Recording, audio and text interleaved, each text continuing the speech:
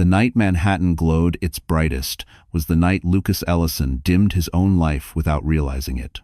He stepped out of the Ritz-Carlton, adjusting his cufflinks with the careless ease of a man who believed consequences were for other people.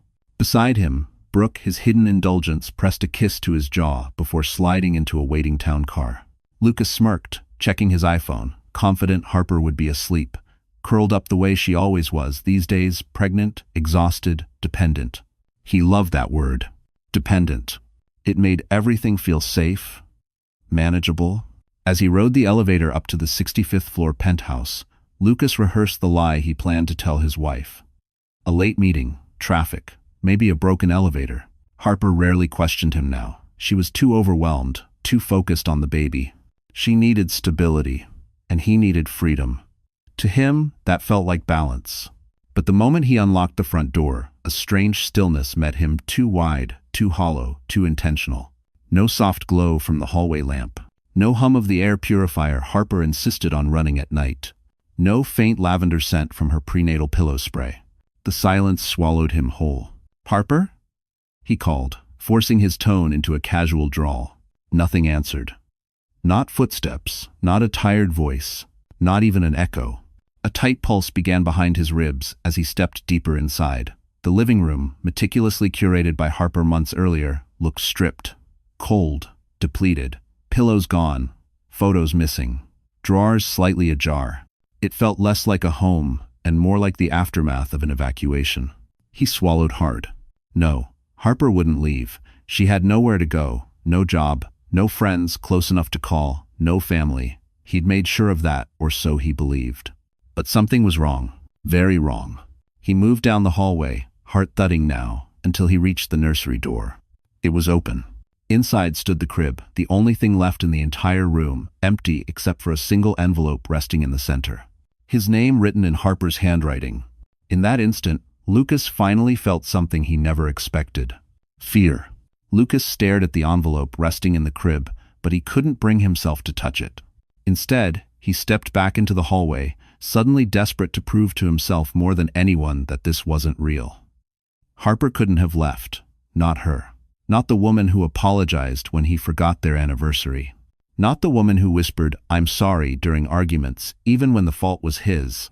He stormed into the primary bedroom. The moment he opened the closet, the lie he'd been clinging to disintegrated. Her clothes gone. Her shoes gone. Even the soft blue maternity sweater she wore every morning gone. Only his side remained untouched. The imbalance looked violent. He yanked open her dresser drawers. Empty. Each one, as if she had vacuumed her existence out of the penthouse.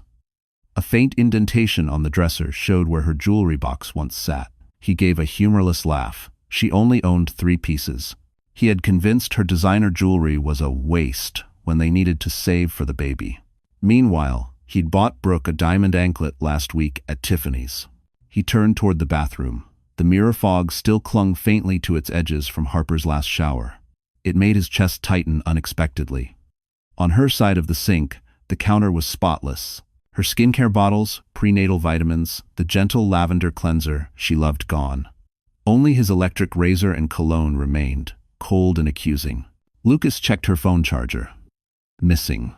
Her worn paperback copy of Women Who Run with the Wolves, the one she reread at night, missing. Her MacBook Air missing. She planned this. Carefully. Quietly. His phone buzzed. A text from Brooke. Had fun tonight. Don't forget we're meeting at Cartier tomorrow.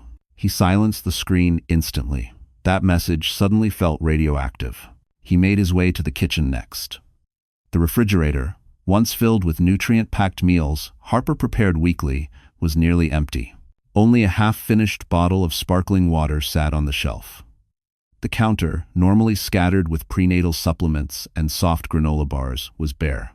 But something caught his eye. A stack of neatly folded documents, held down by his Montblanc pen, one Harper wasn't supposed to know he owned, because he'd claimed it was too expensive for their budget. The papers weren't divorce forms. Not yet. They were financial statements, printed from his office accounts. Restricted access files. Files Harper should never have been able to obtain. His throat tightened. He didn't dare read further. Not now. Not alone in a house that suddenly felt hostile. A wave of panic hit him, not just emotional, but primal. Harper was pregnant, 6 months, vulnerable, fragile, a woman who needed stability. She couldn't just disappear like this. Not without help. His mind jumped to dark possibilities. Had someone taken her? Did she collapse somewhere? Had she done something extreme? His breathing grew uneven. He gripped the counter to steady himself. No. Stop. Harper wouldn't hurt herself or the baby. She was scared of escalators when she was alone. There was no way she would run off blindly into the night. Which meant something worse. Something deliberate. Something planned. Lucas forced himself back to the nursery. The crib stood like a monument of accusation. The envelope waited exactly where she'd left it, centered with precision. Harper always aligned things perfectly when she was deeply upset. He finally picked it up. His name Lucas, written in her steady handwriting. Not angry, not shaking. Calm, resolved. Done. He slid his thumb under the seal. And the moment the paper tore, he knew. Whatever was inside would destroy him. Lucas held the torn envelope as if it were something fragile, something that might explode if handled the wrong way. But instead of reading the letter, he set it down on the edge of the crib and stepped back. He suddenly needed air. Space. Something to anchor him. Yet every room he walked into pushed him deeper into panic. He returned to the primary bedroom one more time, searching for any sign, any clue that Harper might still come home, that this was some emotional spiral he could fix with a well-timed apology and a promise he had no intention of keeping. But the room refused to offer comfort. Her side of the bed was stripped bare, the maternity pillow missing. The gentle, lavender-scented blanket she slept with was gone, replaced by cold, untouched sheets.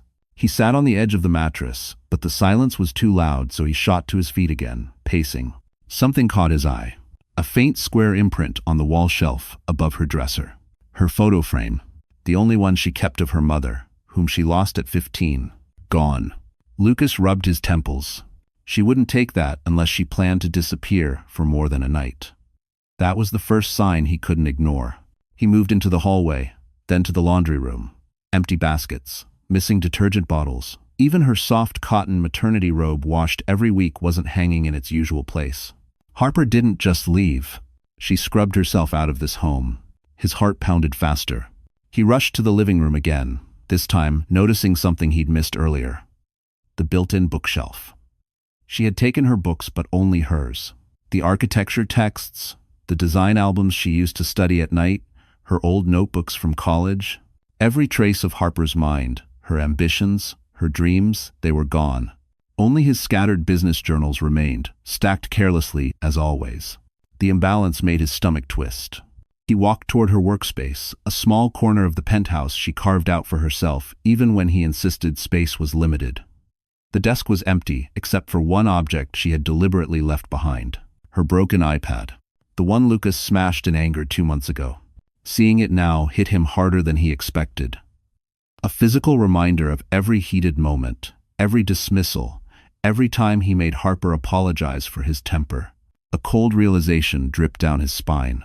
Maybe she didn't leave because he cheated. Maybe she left because she finally believed he'd never stop hurting her. His throat tightened. He opened the drawer under the desk, expecting it to be empty, but instead found a small stack of papers held by a binder clip. He pulled it out, confused. They were printouts of his text messages, calls, hotel receipts, calendar invites, all tied to Brooke. Harper had documented everything, not in anger, not in haste, but meticulously like evidence. His stomach dropped. This wasn't just a goodbye. It was an indictment. He rushed back toward the nursery, pulse thundering in his ears. His fingers trembled as he picked up the letter again. This time, he forced himself to unfold it, but the moment his eyes hit the first line, his breath stalled. It wasn't a confession. It wasn't an emotional plea. It wasn't even written for him. It was written like she expected the letter to be read by someone else. Someone with authority. Someone she trusted more than him. His vision blurred for a second, because the final sentence before the page ended read, "By the time you discover this, I will already be somewhere you can't reach, and someone will know everything you've done." Lucas's knees nearly buckled. Harper wasn't running. She was preparing to fight. Lucas stood in the center of the nursery for several seconds, gripping the letter like it might anchor him.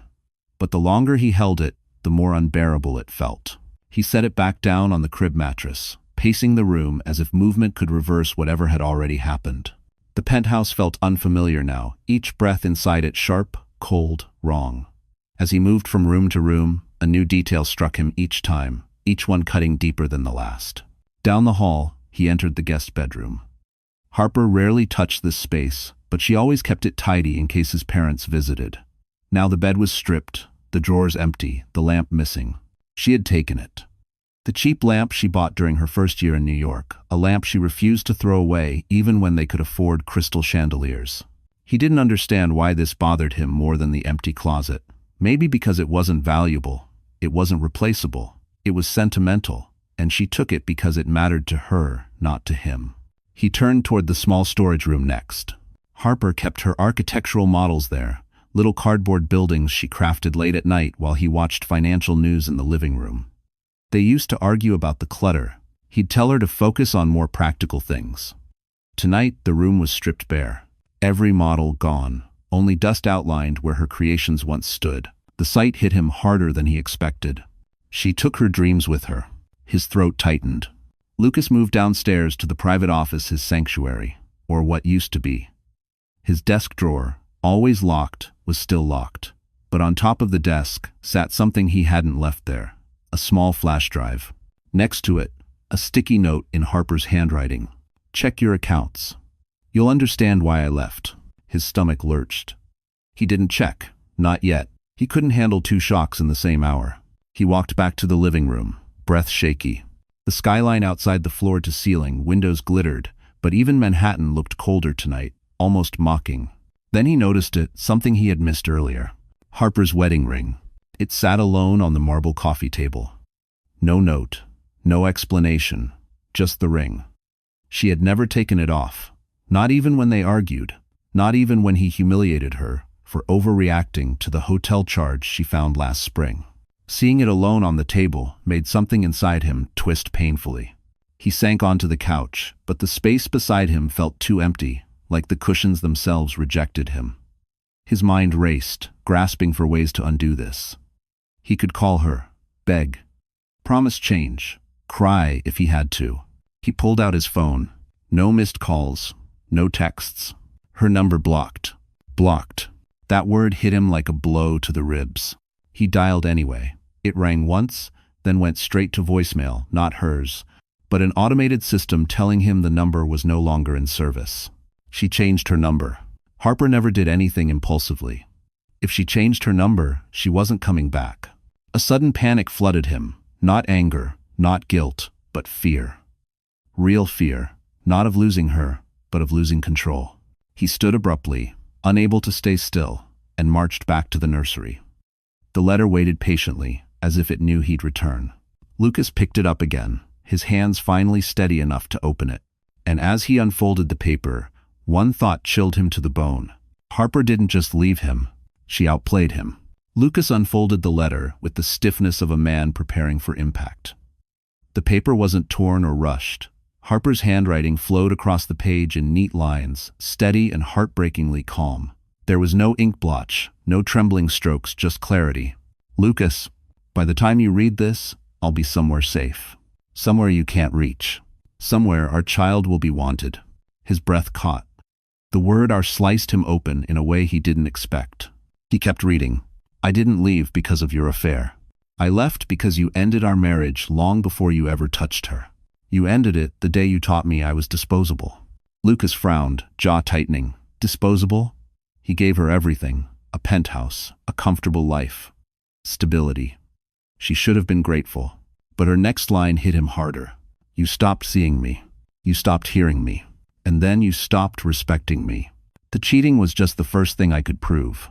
The first thing? What else did she think she could prove? His pulse quickened. He forced his eyes down the page. "For months, I begged for small things. Your time, your presence, your kindness. You gave none of them." He exhaled through his teeth, irritated. Harper always dramatized things. She was too emotional, too sensitive. "But then, you cut my access to money. You cut my insurance. You cut my autonomy. And then you cut my dignity. I won't let you cut our child's future." That line punched him square in the chest. Insurance? She found out?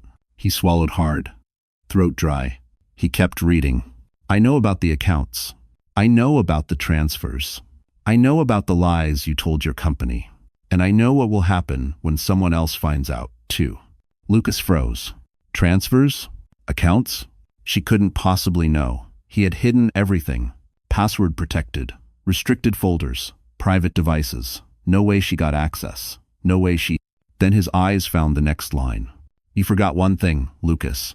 A woman doesn't have to be powerful to be smart. She only has to be tired. And I was tired enough to pay attention. His stomach twisted violently. She knew, or at least she suspected. And suspicion alone could ruin everything. His fingers tightened around the page. I'm not asking you to change. I no longer need anything from you. Not love. Not money. Not forgiveness. Nothing. A ringing filled his ears. He flipped to the second page with trembling hands. Someone will contact you in the next few days. Be respectful.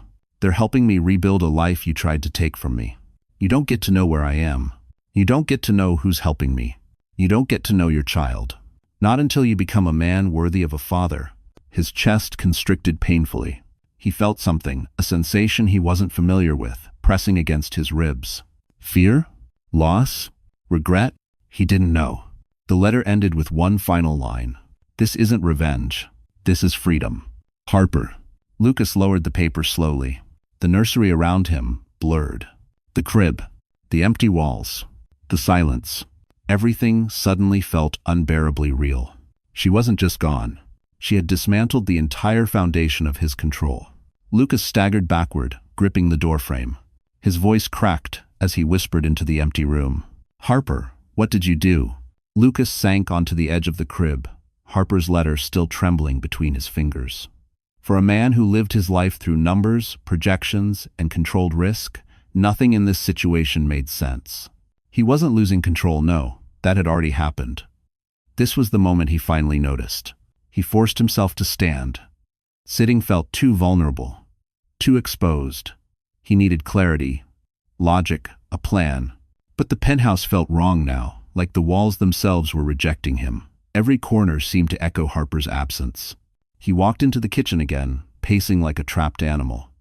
He opened cabinets empty. He yanked the fridge door, bare shelves stared back at him. It was like she had peeled her life away piece by piece. Under the counter light, the financial documents she left behind drew his eye again. He didn't want to touch them, but his fingers moved before his mind approved. The printouts were in perfectly ordered stacks, labeled in her handwriting.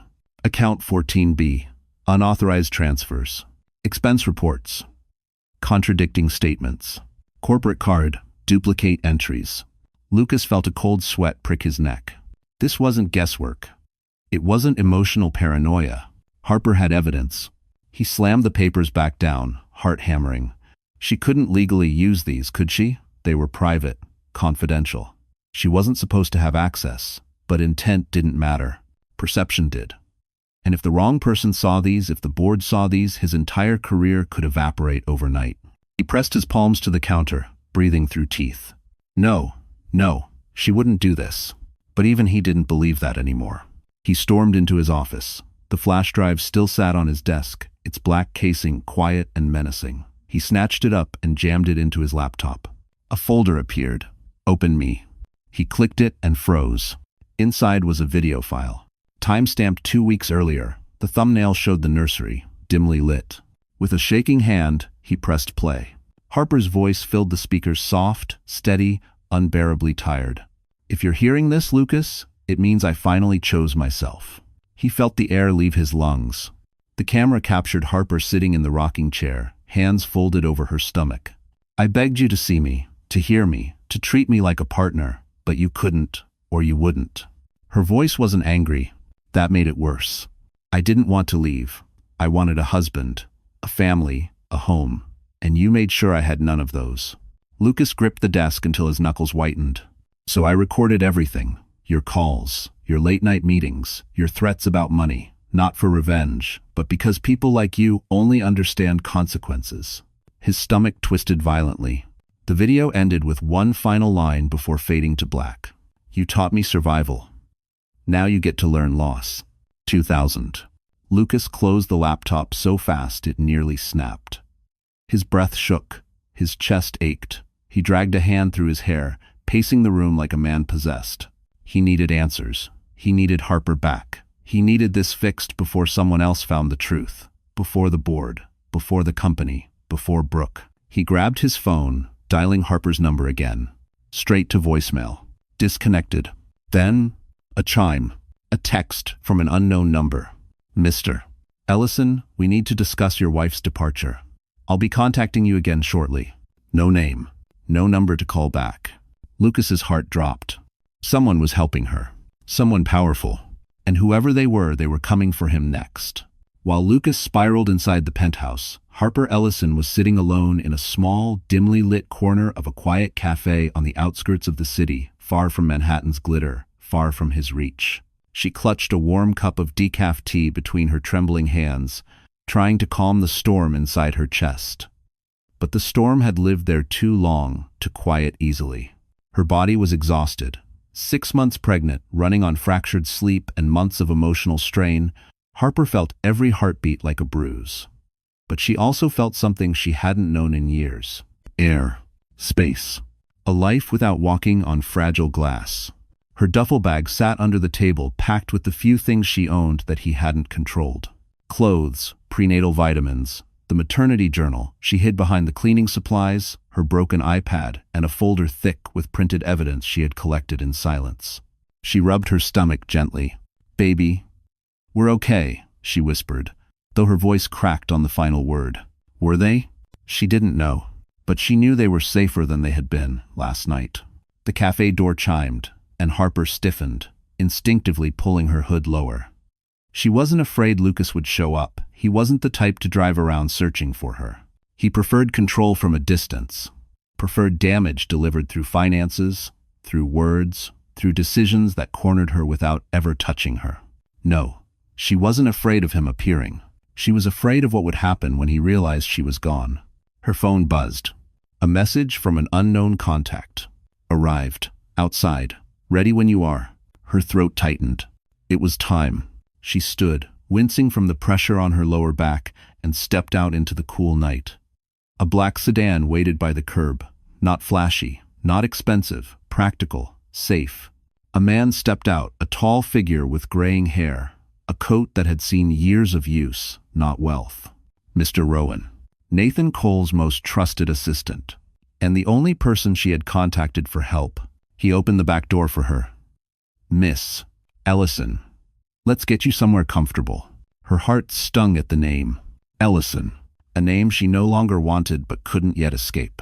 She settled into the back seat, and the car pulled away. The city lights blurred past, but Harper stared ahead, jaw clenched, one hand resting protectively over her belly. "Does he know?" she asked quietly. "Mr. Cole?" Rowan glanced in the mirror. "Yes, and he wants you to rest.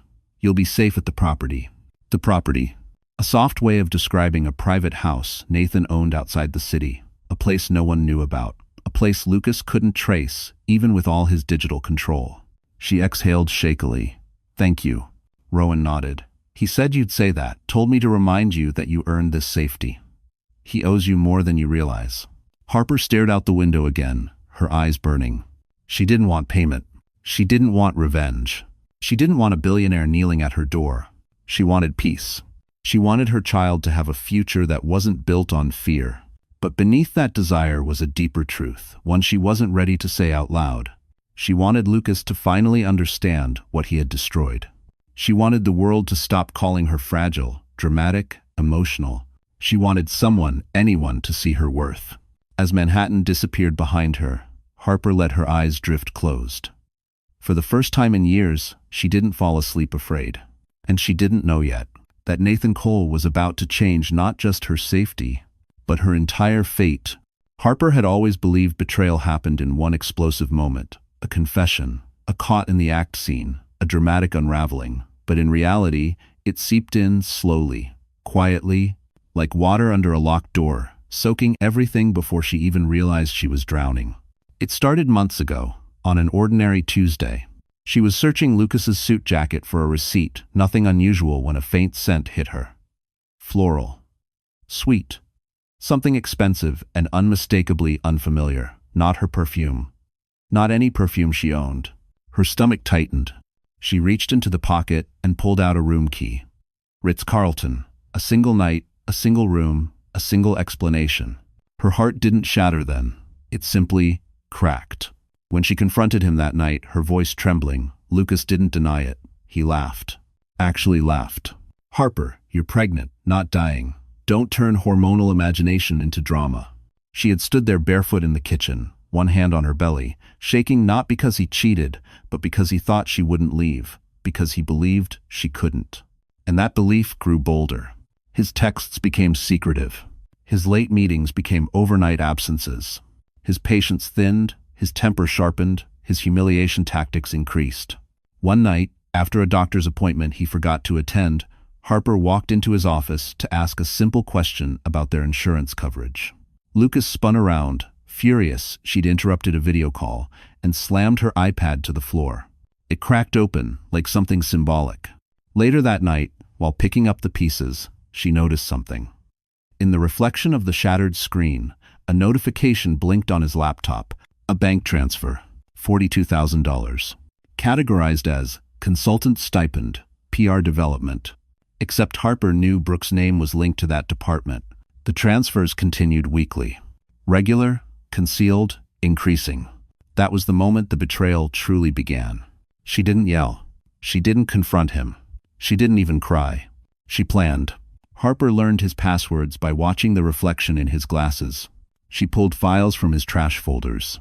She photographed receipts, captured screenshots, recorded calls, small things, quiet things, things Lucas never noticed because he no longer looked at her long enough to see anything. She hid everything inside one of the least likely places, the baby crib. Beneath the mattress, taped flat, she stored printed evidence, a flash drive and a notebook documenting every lie. And then came the night she realized she had to leave. Lucas came home late again, smelling of Brooke's perfume. Harper stood in the hallway, exhausted after a prenatal appointment she'd gone to alone. When she told him the doctor recommended she avoid stress, Lucas scoffed. "Stress?" he said. "You don't even work." "Do you know what stress is, Harper? Stress is carrying a company, not carrying a baby." She felt something inside her collapse, not her heart, not her hope, just the last piece of dignity she'd held onto. That night, she recorded her message in the nursery. She told the camera everything she couldn't tell Lucas anymore. The exhaustion, the fear, the loneliness, the truth. And then she called the only person she believed might listen, Nathan Cole. Years ago, she saved his entire penthouse renovation when the project manager quit. She never charged him for overtime. He never forgot. When he answered, his voice was gentle. "Harper, what's wrong?" She broke for the first time in months. By sunrise, everything would be in motion. Her escape, her rebirth, her fight. The betrayal wasn't the moment she found out Lucas cheated. It was every moment afterward when he expected her to stay. 3 days before she vanished, Harper Ellison sat alone at the small marble kitchen island, the one Lucas insisted on installing because it photographed well. The penthouse was dark except for the glow of her battered MacBook Air, the only device Lucas hadn't bothered to track because he assumed she was too naive to use it for anything important. Outside, Manhattan glittered like a life she no longer belonged to. Her tea had gone cold. Her hands were shaking. Her baby kept shifting gently, as if sensing her unrest. It was 3:17 a.m. when she finally opened a new email draft. The cursor blinked at her, soft and patient, waiting for courage she wasn't sure she had. She typed one name, Nathan Cole. Her throat tightened. She hadn't spoken to him in nearly 4 years. Back when she worked as an interior architect, Harper had saved one of his hotel renovation projects after a disastrous contractor walkout. She put in 80 hours in 5 days. He thanked her quietly, paid her generously, told her she had an eye for design that could build empires. Then she married Lucas, and the rest of her life shrank. Now, shaking but determined, Harper began typing. "Nathan, I know this is unexpected. I wouldn't reach out if it weren't urgent. I need help more than I've ever needed it. And there's no one else I can trust. Her breath caught. She hesitated but kept typing. I'm leaving Lucas. I have evidence he may use against me, or worse, evidence that could destroy him if it reaches the wrong hands. I don't want revenge. I just want to survive. I'm pregnant, and I'm scared. If you can help me disappear for a while, I would be grateful in ways I cannot express. Harper. When she hit send, a tremor ran through her. It wasn't fear. It was release. Minutes later, she closed the laptop and pressed both hands against her face, shoulders shaking from months of suppressed emotion. She hadn't cried in front of Lucas in years. He called tears a manipulation tool. But tonight, in the quiet of the penthouse, she let herself break. She didn't know Nathan would respond. She didn't expect him to. So when her phone buzzed at 3:26 a.m., she nearly dropped it. Nathan Cole, where are you? Tell me the truth. I'll take care of the rest. Her breath stuttered. Another message followed. I'm sending someone I trust. Pack what matters. Leave everything else. Harper stared at the messages, hands trembling so violently she had to set the phone down. Relief hit her with such force it almost hurt. Someone believed her. Someone cared enough to act immediately. Someone finally saw her. She whispered into the empty kitchen, "Thank you." It sevened. For the next hour, she moved through the penthouse in silence, packing her life with careful precision. Each item she chose felt like reclaiming a piece of herself. Her prenatal journal, her sketchbook of designs she never showed Lucas, the ultrasound photo he forgot to attend the appointment for, the comfortable shoes she bought with her first paycheck years ago. Every item held meaning. Every item was hers, not his. By sunrise, 2 bags sat by the door. The crib held her letter. The flash drive was hidden exactly where only Lucas would eventually find it. She walked through each room one last time, not for nostalgia, but for closure. She wasn't escaping. She was ending something. At 5:41 a.m., the doorbell chimed once. Rowan stood on the other side, calm and steady. "Miss Ellison," he said softly, "we're ready whenever you are." Harper looked back at the penthouse, the prison she once called home. Then she stepped forward. Into a new life. Into a new identity. Into the first decision she made purely for herself. Rowan drove with the calm precision of a man who had handled crises far larger than this, but Harper's heartbeat thudded loud in her ears. Every mile placed more distance between her and the life that had swallowed her whole. She pressed her forehead against the cool window glass, watching the Manhattan skyline fade like a bad memory being erased. "Where are we going?" she finally asked, her voice soft but steady. Rowan didn't look back. "A safe house owned by Mr. Cole, not registered under his name. Nobody will find you there, not your husband, not anyone working for him."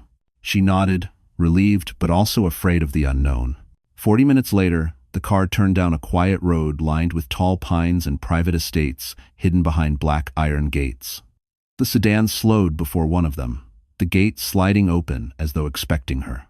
Harper's breath caught. She had never been inside wealth that felt gentle. The property was large but understated. Warm lights, stone pathways, soft landscaping, instead of aggressive displays of power. It felt like the opposite of Lucas's cold penthouse, where everything was meant to impress instead of comfort. When the car stopped, Rowan stepped out first and opened her door with a small nod. "You're safe here." Safe. She wasn't used to that word. Inside, the home smelled faintly of cedar and fresh linens. The foyer opened into a spacious, softly lit living room. And standing in the center of it, hands in pockets, expression unreadable, was Nathan Cole. Harper froze.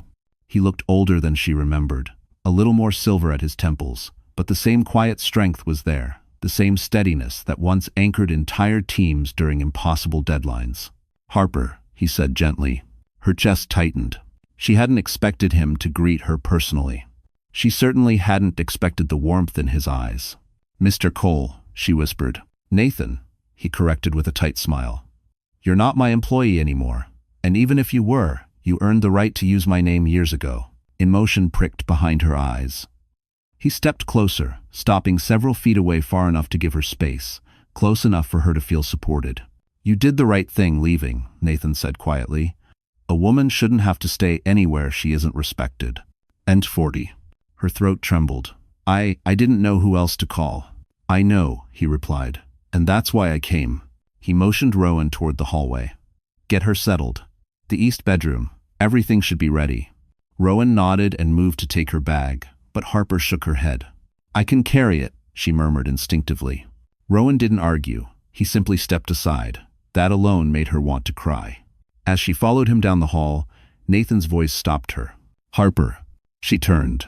"You're not a burden," he said softly. "Not to me, not to anyone here. Whatever Lucas told you, whatever he made you believe, leave it at the door." Her breath hitched, and she nodded quickly before any tears could fall. Inside the bedroom, everything was warm, inviting. A soft cream comforter, a rocking chair by the window, a small table with herbal teas, and a pitcher of water. A gesture that felt strangely intimate, not romantic, but deeply human. Someone had thought of her comfort. Someone cared. Harper lowered herself into the rocking chair, one hand on her belly, and for the first time, she allowed herself to whisper, "I'm free." She didn't know Nathan was lingering just outside the doorway, quietly making a promise to himself that her freedom would never be taken again. Back in Manhattan, Lucas Ellison stormed through the penthouse like a man tearing apart his own sanity. Every shadow felt deliberate. Every empty drawer felt mocking. Harper hadn't just left. She'd departed with the precision of someone who'd spent months studying the architecture of escape. It infuriated him. By morning, he had called every contact in his phone, friends, acquaintances, staff, even his driver. No one had seen her. No one had heard anything. Her digital footprint was wiped clean. Her cards were frozen. Her email locked. Her number disconnected. It was as if Harper Ellison had dissolved into thin air. He paced in front of the floor-to-ceiling windows, Manhattan stretching below him like a kingdom he once ruled. But instead of power, all he felt was the sting of losing control, of being outplayed by the one woman he believed was too soft, too gentle, too breakable to ever challenge him. How far could she have gone? He muttered. She's pregnant. She has no money, no car, no friends. But even as he said it, a sliver of doubt slid under his ribs. Harper had outmaneuvered him. If she could leave him, she could do anything. The buzzer rang. Lucas nearly lunged at the intercom. "Delivery for Mr. Ellison." He frowned. He wasn't expecting anything. Still, he allowed the courier up. A few minutes later, a plain cardboard envelope sat in his hands. No return address, no markings, no names. Inside was a single object, Harper's medical insurance card, and a one-sentence note typed in bold black letters. "She is protected now. Do not attempt to follow her. Razet." His pulse spiked. Protected? By whom? A lawyer? A friend? No, she didn't have anyone with that kind of reach. Unless... A voice whispered inside his mind. "Someone will contact you?" The line from her letter looped again and again. He ripped the note in half and threw it on the table, breath ragged. No one threatened Lucas Ellison. No one controlled him. He grabbed his keys. He needed answers. He'd go to her OBGYN, demand information, force a trail. But when he reached the private clinic, the receptionist stiffened. "Mr. Ellison, we received a notification early this morning. Mrs. Ellison has transferred her records. Permanently." He blinked. "What? To where?" "I'm not authorized to disclose that. I'm her husband." The woman looked at him, really looked, and stepped back slightly.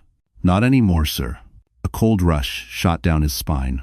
He turned, storming out of the building, nearly crashing into pedestrians on the sidewalk.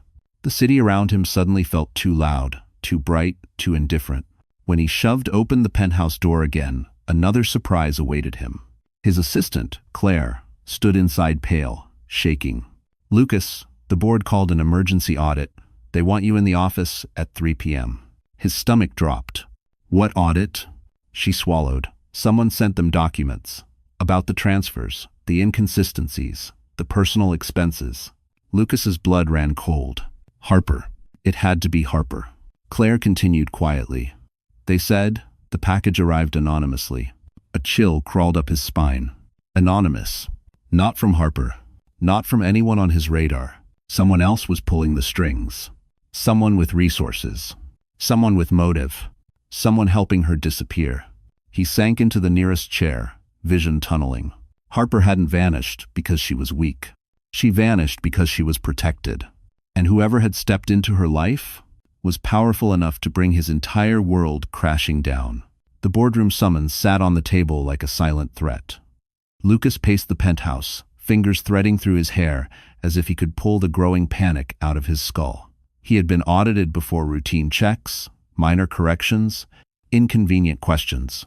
But this felt coordinated, intentional, surgical.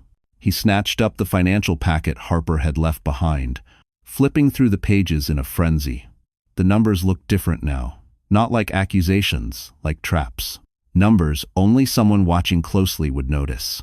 Harper had been watching him. His chest tightened. He had underestimated her. For years, he believed her softness meant blindness, her gentleness meant ignorance, her silence meant weakness. He didn't realize silence was the best environment for observation. He shoved the papers aside and marched to his office, powering up his work laptop. He needed to see exactly what the board might have. But before he could type his password, his phone buzzed. A message from another unknown number. "She is safe. You should worry about yourself now." Lucas's stomach twisted. He responded instantly. "Who are you?" No reply. He typed again. "Where is she?" Silence. A tremor touched his hands. He hated that. He wasn't a man who trembled, but everything around him was slipping like sand through his fingers. He stood up abruptly, nearly knocking over his chair, and paced the office. He grabbed his suit jacket. "Fine," he muttered. "If she wants war, she picked the wrong man." But even he knew this wasn't Harper's war. This was something bigger. When he arrived at his office tower on Park Avenue, he felt the shift in the air the moment he stepped through the glass doors. The receptionist avoided his eyes. His assistant whispered nervously to another employee. 2 executives passed him without greeting. Something was wrong. Claire hurried up beside him. "Lucas, the audit team. They're not from your company." He stopped walking. "What does that mean?" "They're external, brought in overnight, very high level." Her voice shook. "This is serious." He felt his pulse spike. Serious wasn't a word Claire used lightly. The audit team sat in the conference room. 3 men, 2 women, laptops open, badges displayed. Government-backed. Not internal investigators. Not corporate. Bigger. Much bigger. Mr. Ellison, the lead auditor, nodded. "Sit down." He forced his expression neutral and took a seat. "Several discrepancies were flagged in your expense reports," the auditor began. "Hotel stays, unexplained transfers, duplicate invoices, personal expenditures under corporate accounts. I have 4. Lucas kept his jaw clenched. "I can explain." "You don't need to explain yet," the auditor cut in. "We've been provided documentation by an external party. Very detailed documentation." His heart hammered. "An external party?" he repeated slowly. The auditor clicked a remote, and a series of screenshots appeared on the screen. Bank transfers, credit card records, calendar logs, all the things Harper had collected. Lucas's mouth went dry. "We want to understand how these documents were obtained," the auditor said, "and why they appear to be accurate." He swallowed hard. "May I ask," he forced out, "who sent this material to you?" The auditor studied him, expression unreadable. "They requested anonymity. But they seem to know you very well." A cold weight dropped into Lucas's stomach. This wasn't Harper. She didn't have this kind of reach. This level of strategic pressure. Someone else was behind this. Someone protecting her. Someone powerful enough to pull federal-level auditors into his life within hours. For the first time since the nightmare began, Lucas felt something he had never allowed himself to feel. Helpless. He had no leverage. No control. No idea who was orchestrating this downfall. But one truth became painfully clear as the auditors waited for his answer. Harper wasn't the victim anymore. She was the catalyst. And Lucas was the man finally paying the price. While Lucas sat under fluorescent lights being dismantled by auditors, Harper Ellison opened her eyes in a room filled with morning calm. Soft gold sunlight filtered through sheer curtains, warming the edges of the cream comforter draped over her legs. For a moment, she didn't remember where she was. For a moment, her body forgot to fear. Then the realization settled gently. She was safe. Not controlled. Not monitored. Not diminished. Safe. Her hand instinctively slid to her belly. The baby kicked lightly, as if agreeing. The door opened slowly and Rowan stepped inside, carrying a tray. "Good morning, Miss Ellison." "I brought breakfast." Doctor approved. She blinked. You have a doctor here? Of course, Rowan replied calmly. Mr. Cole arranged a private physician to visit twice a week, and a therapist, if you want one. There's also a prenatal yoga instructor available. Harper laughed softly, surprised at the sound coming from her own mouth. I don't need all that. Example. Rowan gave her a gentle look. You deserve all that. Her throat tightened. Deserve. It wasn't a word she associated with herself. Not anymore. After eating, Harper walked through the house with slow, cautious steps. Everything felt thoughtfully placed: fresh flowers, clean linens, sunlight falling across wood floors in soft patterns. It was the opposite of Lucas's penthouse, where perfection was designed for photographs, not for living. Here, nothing demanded, nothing criticized, nothing judged. In the living room, she found a small shelf containing books Nathan must have chosen himself. Atomic Habits, The Subtle Art of Not Giving a Feck *, Women Who Run with the Wolves, and a few design journals. Her eyes lingered on the last one. She hadn't touched a design book in years, not since Lucas told her her little hobby couldn't pay rent. She reached out and traced the spine with her fingertips, a small ache blooming in her chest. Do you still design? A quiet voice asked behind her. She spun around, startled. Nathan stood in the doorway, hands in pockets, posture relaxed. He wasn't wearing a suit today, only a soft gray sweater and dark jeans. Even dressed down, he carried that same unspoken authority, the kind that came from real confidence, not performance. Harper shook her head. Not anymore. He stepped farther into the room. Why not? She gave a weak shrug. Life happened. Expense. Nathan studied her for a moment, not with pity, never pity, but with recognition. Life didn't happen, Harper. Lucas happened. Her breath caught. Nathan softened his tone. You were talented. Still are. Some people spend a decade trying to see the world the way you naturally do. Her voice trembled. Lucas said I wasn't practical. Lucas says whatever keeps him in control, Nathan replied firmly. That doesn't make it true. His certainty unsettled her. Not because it frightened her, but because she wasn't used to being believed. Nathan glanced toward her belly. You're building a life now, not just for your child, for yourself. And when you're ready, I'd like to give you a space to design again. No pressure, no deadlines, just permission. Tears burned behind her eyes. Why are you doing all this for me? Nathan hesitated, then spoke with quiet sincerity. Because when everyone else treated me like a failure, you didn't. You didn't demand anything, you just helped. And I don't forget people like that. Harper lowered her gaze, overwhelmed. Rest today, Nathan added gently. Tomorrow we talk next steps, but for now, breathe. When he left, Harper sank onto the couch. Her heart felt heavy and light at the same time. For the first time in years, the future wasn't a threat. It was a door, and she was finally allowed to open it. 3 weeks after Harper disappeared from Manhattan, Lucas Ellison walked into the 47th floor boardroom of Ellison Caldwell Developments with the swagger of a man determined to reclaim his narrative. He wore his sharpest suit, adjusted his tie, and practiced a confident smirk in the mirrored elevator doors. Today was the day he would prove the audit was nothing but a misunderstanding. He would charm the room, spin the numbers, regain control. But the moment he stepped inside, something felt wrong. Terribly wrong. The board members were already seated too early, too composed, too silent. Their faces were unreadable. And at the head of the table sat a man Lucas did not expect. Nathan Cole. Lucas froze mid-step. Nathan stood, buttoning his jacket with controlled ease, the kind of ease reserved for men who never lost. Mr. Ellison. Lucas blinked, disoriented. Nathan? What are you doing here? I was invited, Nathan replied calmly. Your board reached out when financial irregularities surfaced. They wanted an external consultant for restructuring. That word restructuring made Lucas's skin crawl. Nathan didn't sit down yet. He stepped aside slightly, giving Lucas a clear view of the presentation screen behind him. The first slide stopped Lucas's breath. Project Lead. Ellison Caldwell Renovation Initiative.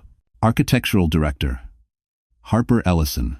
A ringing filled Lucas's ears. No, he whispered. No, she can't. That's impossible. Nathan tilted his head. Your wife is exceptionally talented. When the board reviewed her past work and what she quietly submitted last week, they were impressed.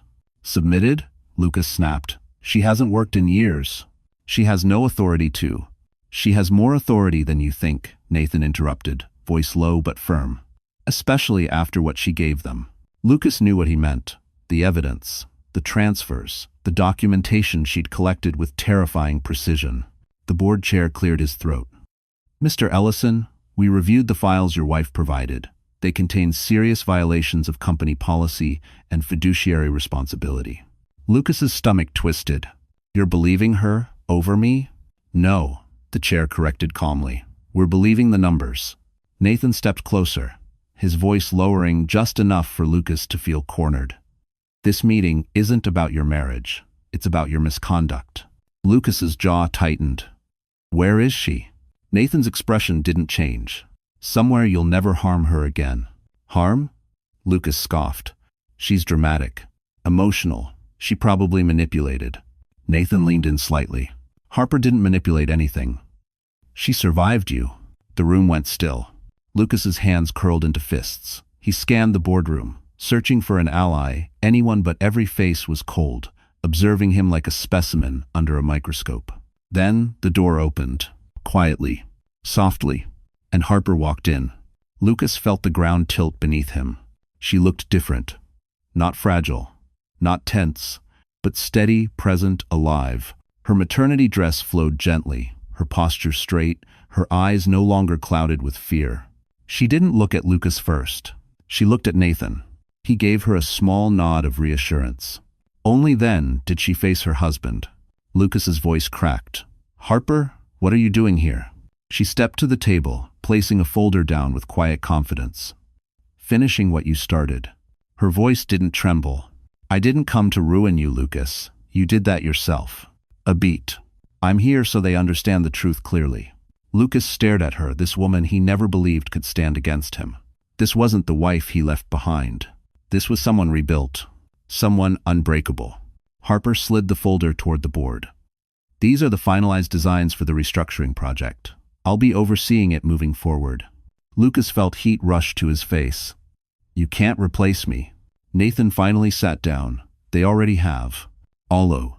Lucas's world collapsed in slow motion. And Harper, standing in front of the room he once commanded, understood.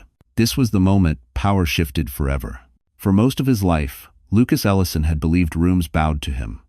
Boardrooms, penthouses, luxury hotel suites, they all bent beneath his confidence, his ambition, his name. But in this room, in front of these faces, he felt something he had never encountered so completely. Irrelevance. Harper stood at the head of the table, her presence steady, controlled, almost serene. She hadn't raised her voice once. She hadn't directed anger at him. That somehow made everything worse. Her calmness was a verdict in itself.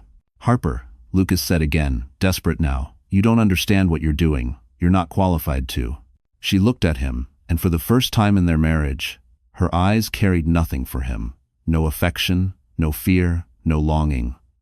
Not even hate, just clarity.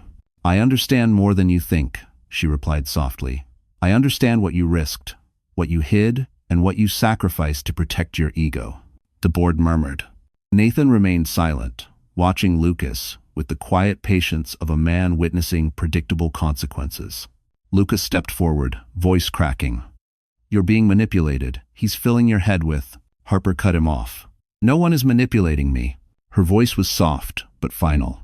I left because you already chose someone else long before you ever met her. Lucas opened his mouth, but no words formed. Harper continued, turning to the board. I'm not here to discuss our marriage. That ended the moment I realized he saw me as optional. Her tone didn't waver. I'm here because your company deserves transparency, and because the public deserves honesty. Lucas flinched. Nathan slid a document across the table. Mr. Ellison, this is a summary of the audit findings. You will have an opportunity to respond. Lucas snapped the folder open, scanning the first page, and his vision swam. Unauthorized transfers, misuse of corporate funds, conflict of interest violations, false reporting. Each bullet point was a nail in the coffin he didn't know he'd climbed into. This is exaggerated, he whispered. It's documented, Nathan replied calmly. Lucas looked at Harper, desperate once more. You did this to me?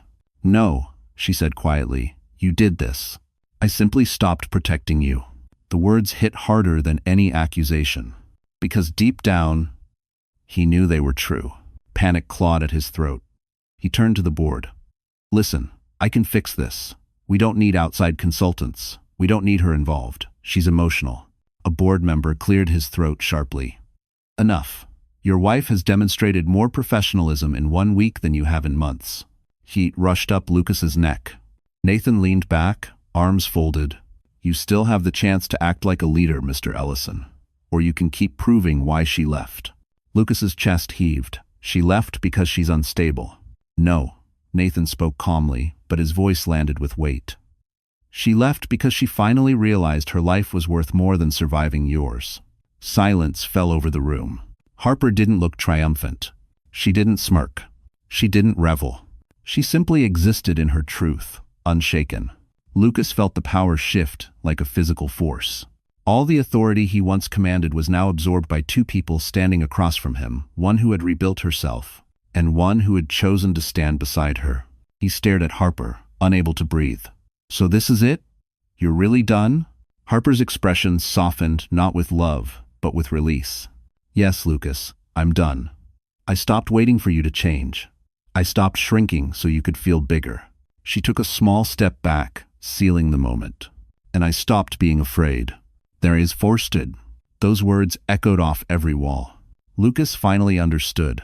He hadn't just lost her. He had lost the only version of himself who felt untouchable. And she was never coming back. Lucas Ellison left the boardroom furious, humiliated, and trembling beneath the weight of something he'd never carried before. Consequences. His steps echoed sharply down the hallway, each one louder than the last, anger rising like steam from boiling water. He needed control back. He needed Brooke. He needed someone, anyone, to remind him he still had power. He dialed Brooke's number as he entered the elevator.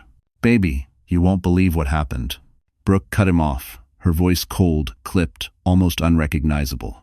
Lucas, we need to talk.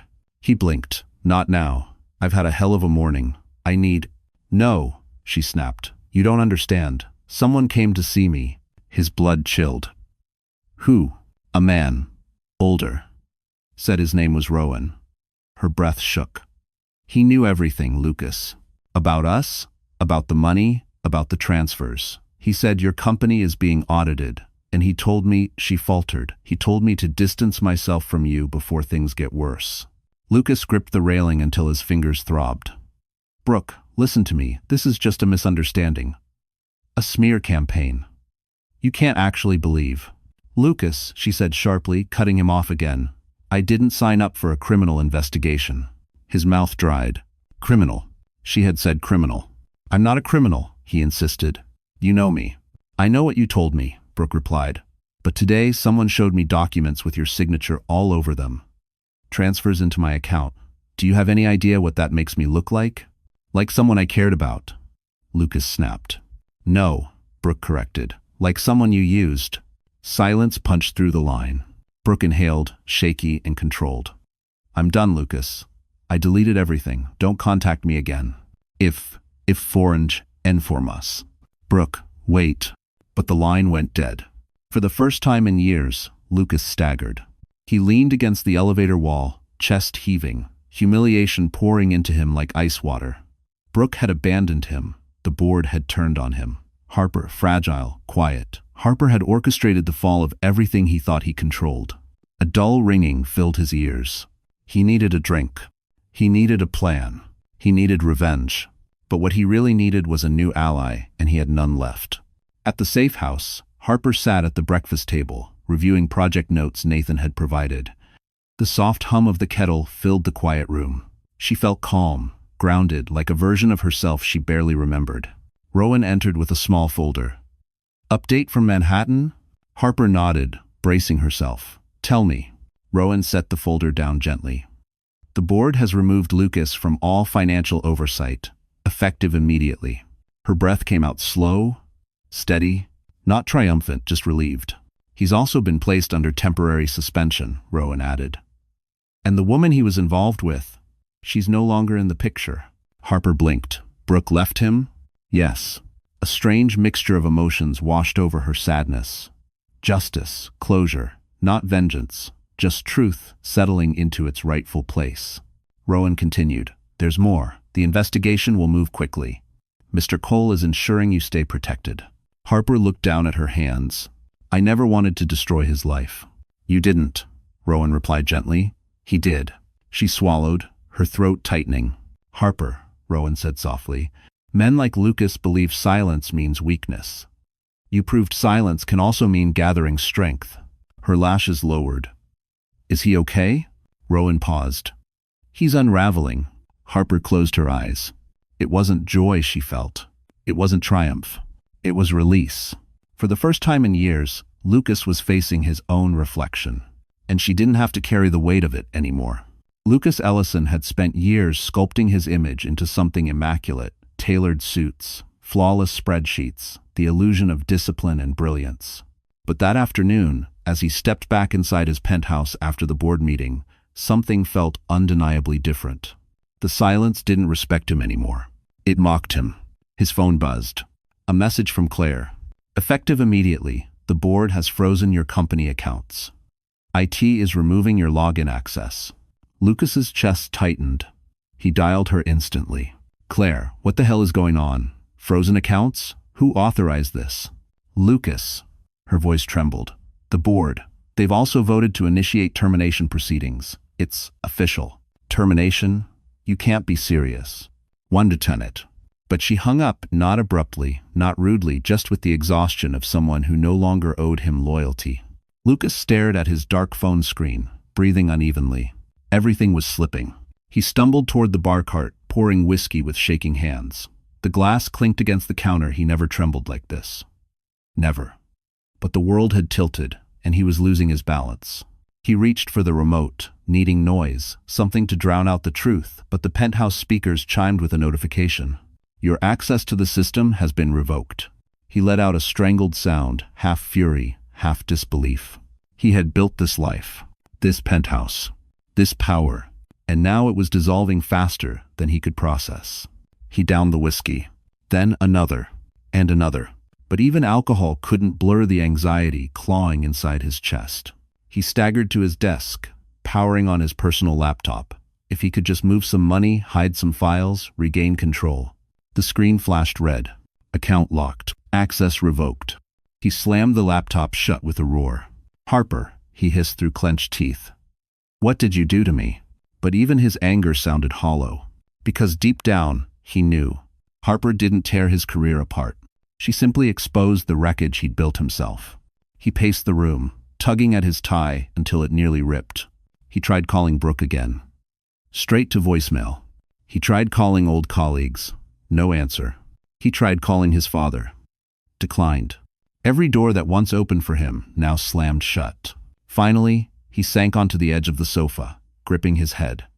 His breathing grew shallow, frantic. The room spun around him. He wasn't in control anymore. He wasn't admired. He wasn't feared. He was alone. A sharp knock jolted him upright. He stumbled to the door, half expecting police, half expecting auditors, half expecting he didn't know. When he opened it, a building manager stood there, accompanied by a uniformed security guard. "Mr. Ellison," the manager said carefully, "I'm afraid corporate has instructed us to notify you. Your housing stipend has been suspended. The penthouse is no longer under your lease." Lucas blinked, uncomprehending. "What? You can't evict me. This is my home." End quote. "I'm sorry, sir. You have 72 hours to vacate." The papers were handed to him. Legal, stamped, final. He stared at them, unable to breathe. His job gone. His reputation poisoned. His mistress gone. His wife gone. His child lost to him. Now even his home, a symbol of his power, was ripped away. The manager added quietly, "You should call someone, Mr. Ellison." Lucas laughed, sharp, cold, broken. "There's no one left to call." 8. He shut the door slowly, leaning his back against it, sinking to the floor as the truth finally crushed him. For the first time in his life, Lucas Ellison understood what it meant to be powerless. And he had no one to blame but himself. The morning Harper went into labor arrived quietly, no dramatic pain, no panic, just a soft tightening in her abdomen, while she sat near the window of the safe house, sketching designs for a boutique hotel Nathan had invited her to collaborate on. She paused, one hand drifting to her belly, another tightening. This one's stronger. She inhaled slowly. Okay, little one, I hear you. Rowan found her minutes later, pale but calm, and immediately called the private physician. Within half an hour, the quiet estate transformed into a soft flurry of movement. Medical bags, warm towels, murmured instructions, but none of it felt frightening. For the first time in her pregnancy, Harper was surrounded not by scrutiny, but by care. Nathan arrived just as the contractions strengthened. He stood in the doorway for a long moment, worry flickering across his composed expression. "Harper," he said gently, "you're sure you don't want to go to the hospital?" She shook her head. "The doctor said everything looks stable, and I don't want to risk Lucas showing up if records get flagged." A shadow crossed Nathan's face. "He won't find you. Not now. Not ever." The certainty in his voice steadied her breath. Hours passed. Pain ebbed and surged, but the room stayed warm and quiet. Nathan remained close, stepping out only when the medical team needed space. Whenever she grew scared, she pictured Lucas in that empty penthouse, surrounded by everything he destroyed. And then she pictured the small life inside her, waiting to enter a world where love, not fear, would greet them first. At 3:42 p.m., her daughter arrived. Small, pink. Crying with a strength Harper didn't know babies possessed. The moment the tiny body was placed on her chest, Harper broke softly, silently, beautifully. Tears spilled down her cheeks, but not from pain. From relief, from gratitude, from the profound truth that she had survived something meant to crush her. "You're safe now," she whispered into the newborn's hair. "I promise, you're safe." The doctor stepped out to give her a moment. Nathan hovered in the doorway, respectfully distant, but his eyes were warm, almost reverent. Harper looked up at him, exhausted yet glowing. "Do you want to meet her?" she asked softly. Nathan hesitated, as if unsure he deserved the honor. Then he approached, moving with careful steps. When he reached the bedside, Harper lifted the small bundle slightly. "This is Ava," she said. "Ava Grace." Nathan's features softened in a way she'd never seen before. He touched the baby's tiny hand, careful, as if she were made of glass. "She's perfect," he murmured. Harper swallowed a trembling breath. "Thank you for everything you've done. I don't think I would have survived without your help." Nathan shook his head. "You would have survived. You already did. I just made sure the world didn't get in your way." She held his gaze, really held it for the first time since arriving at the safe house. And in that moment, something unspoken passed between them. Not romance, not obligation, recognition. Two lives intersecting at a moment that changed them both. Later that night, as Harper rocked Ava gently in the quiet of her new room, Rowan knocked softly. "There's news," he said. Harper tensed. "Lucas?" Rowan nodded. "He's been officially removed from the company, and he tried to contact you through legal channels." Her stomach tightened, but Rowan continued before panic could rise. "We blocked everything. You owe him nothing." Harper exhaled slowly. Ava shifted in her arms, peaceful.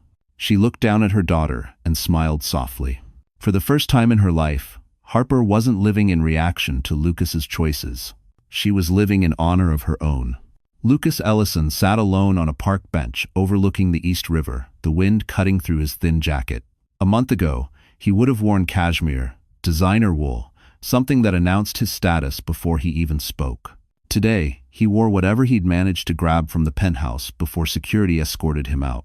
The city that once bowed for him now moved around him without noticing he existed.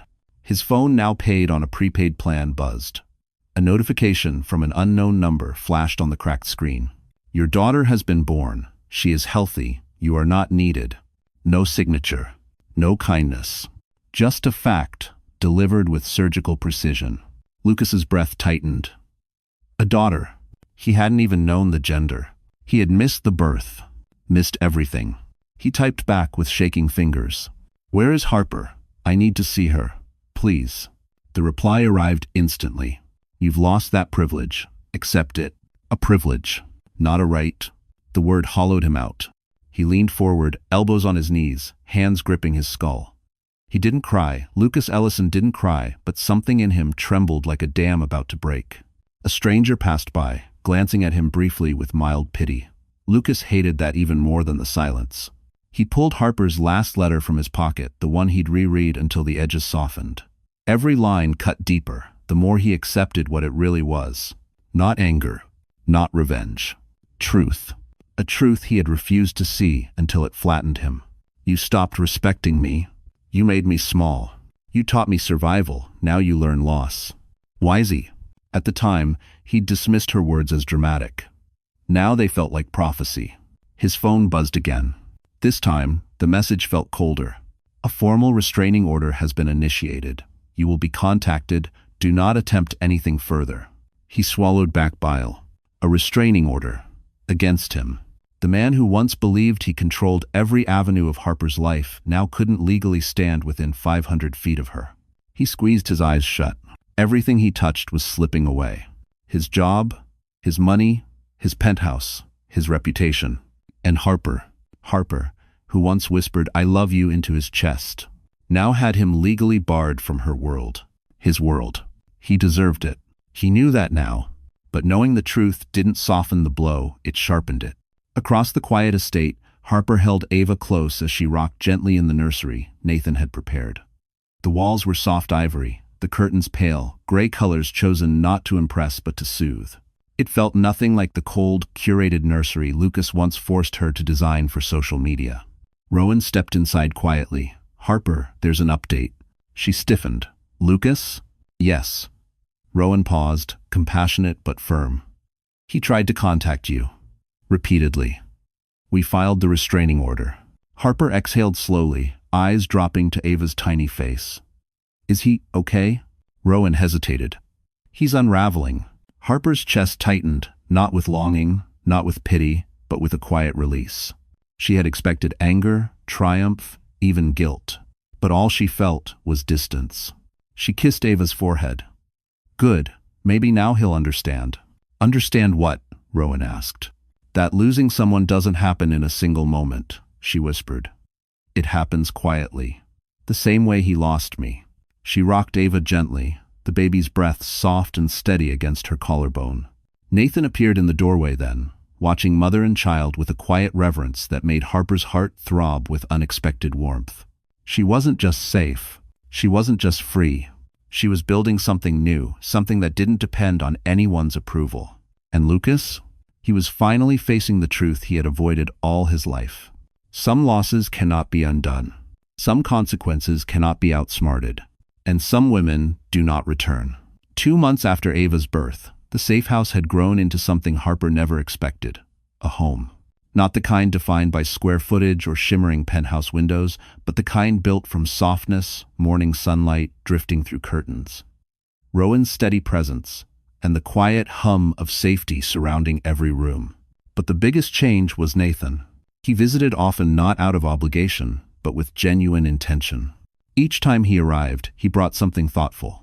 A set of drafting pencils, a soft blanket for Ava, architectural magazines she hadn't read in years. Small gestures, never intrusive, always gentle. On this particular morning, Harper found him in the sunroom, reviewing blueprints for the hotel project she'd secretly started sketching ideas for. Ava slept peacefully in a bassinet nearby, her tiny fists curled like blossoms. "You're early," Harper said softly as she approached. Nathan looked up, offering a quiet smile. "Your sketches are brilliant. I couldn't put them down." Her cheeks warmed. "You don't have to flatter me." "I don't," he replied. "I say what's true." She looked down, overwhelmed by emotions she wasn't ready to name. She hadn't healed completely. She wasn't sure she ever would. But Nathan's presence didn't demand healing. He simply made space for it. He gestured toward the chair opposite him. "Sit. I want to discuss something important." "It's not Ava." Her stomach tightened, not in fear, but anticipation. Nathan folded his hands. "I've been thinking about the future of the project, and your role in it." "My role?" Harper echoed. He nodded. "You have vision. And the ability to lead quietly, gracefully. I want you as head designer. Officially." The breath left her lungs. "Nathan, I haven't worked in years." "You've worked more than you give yourself credit for," he said gently. You survived something heavy, and you still create beauty. That's leadership, Harper. Her eyes stung. He leaned slightly forward. This isn't charity, this is recognition. Tears gathered in her lashes. I never thought I'd get a second chance. Not after everything I let happen. Nathan's voice softened. You didn't let anything happen. You lived through it. She wiped her cheeks. Thank you. He hesitated, an uncharacteristic pause for a man who rarely faltered. There's more. Harper's heart fluttered. Nathan continued, I know you're still healing. I'm not asking anything of you that you're not ready for, but I want you to know something. Her breath caught. You and your daughter, he said quietly, have a place here. Not temporarily, not conditionally. A real place. The words wrapped around her like warmth. She blinked rapidly. Nathan, I don't know what to say. You don't need to say anything, he murmured. Just live. Just breathe. Let your life be yours again. If your stomach. Ava stirred in her bassinet, and Harper instinctively lifted her, cradling the baby to her chest. Nathan watched with an expression Harper couldn't quite read, something tender, something protective. She felt her heart shift. Not toward romance, not yet, but toward trust, toward possibility, toward a future no longer defined by survival. Harper, Nathan said softly, when you're ready, I'd like to talk about what comes next. For all three of us. Her lips parted in surprise. Nathan, not today, he added quickly. Today is just a beginning. Harper looked down at Ava, then back at Nathan. For the first time, she didn't feel broken. She felt chosen, not owned, not controlled. Chosen. A future with dignity. A future with direction. A future she could shape with her own hands. And somewhere far away, in a cramped apartment he never wanted, Lucas Ellison had no idea. The woman he tried to bury was rising. 6 months after Harper Ellison walked out of the penthouse she once feared, her life looked nothing like the wreckage she escaped. The safe house had become a real home. The architectural project she led with Nathan was gaining recognition in industry circles. Ava was thriving, smiling, giggling, grasping her mother's fingers with surprising strength. And Harper, she had become someone she barely recognized. Not the silent woman who begged for scraps of affection. Not the shadow who apologized for taking up space. She was present, steady, rebuilt from the inside out.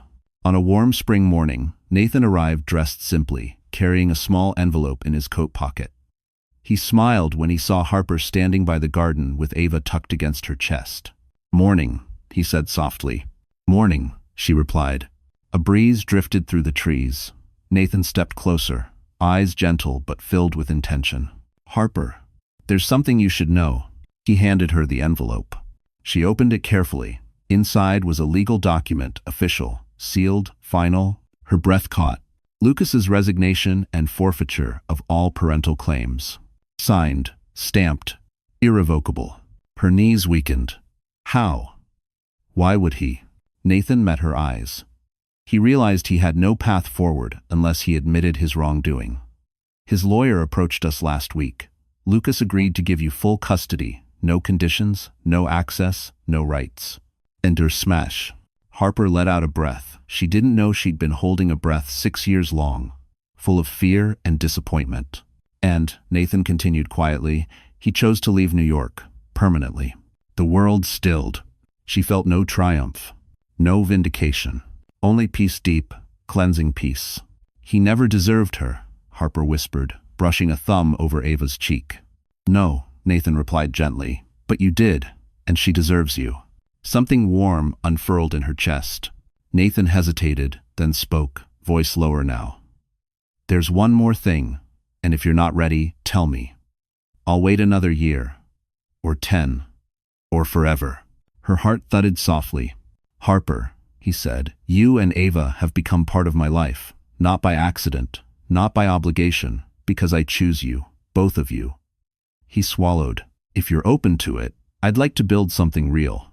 Together. Tears welled in her eyes. She wasn't afraid of him. She wasn't shrinking. She wasn't begging. She was choosing. Nathan, I don't know if I can be what someone expects. I don't expect, he said gently. I respect. Her tears slipped free. She reached out, placing her hand over his. Then yes, she whispered. Let's choose each other. Carefully, slowly, but fully. For the first time since she left Lucas, her heart felt whole.